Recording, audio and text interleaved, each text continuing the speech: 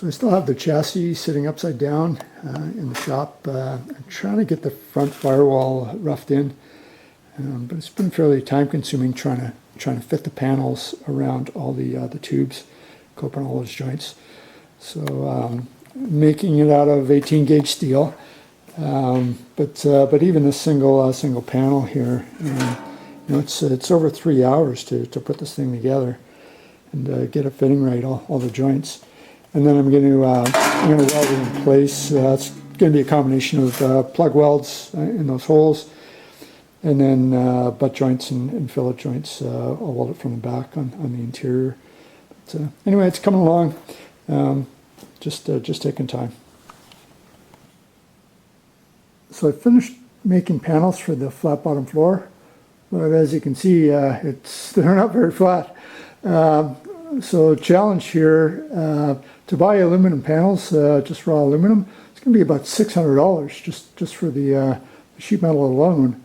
And so I managed to get some offcuts and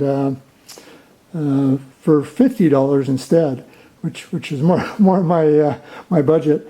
But the problem is it's a lot thinner material than I hoped to make them out of. So it's only 20 gauge, so it's about 32 thou thick.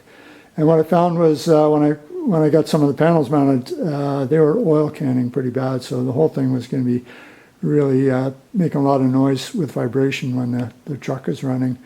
So I thought I'll just put some relief in. Of course, my bead roller's not big enough to do all those panels, so some panels I was able to bead roll, and then others I just formed the panels. So I made a couple of little wooden blocks.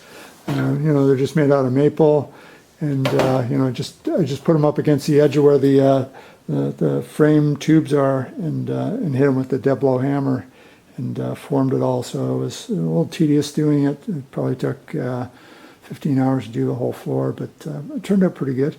And then I didn't want to rivet the panels on solid. I wanted to be able to remove them for access. So I put them in with screws instead, those 1/4-inch machine screws. And to tap the holes, I use this thread form tap here. So it's not like a regular tap.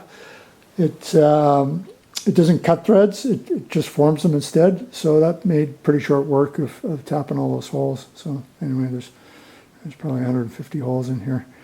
And I managed to get the diffusers mounted as well, a little more rigidly. So it's got this transition plate now that clamps down the front end pretty solid. And yeah, it's amazing how rigid the diffusers are. You can really put a lot of weight on them, and they don't really flex at all.